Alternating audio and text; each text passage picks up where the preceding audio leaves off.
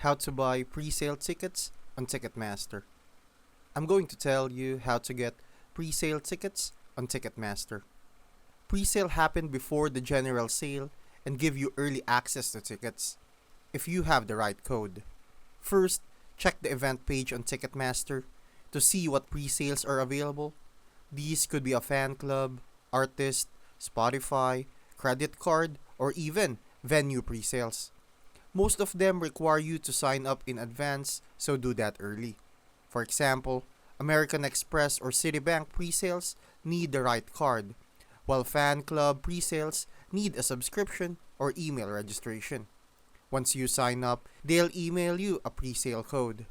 On sale day, log into your Ticketmaster account before the pre-sale starts and go to the event page. When the time hits, enter your code in the offer code box and click unlock.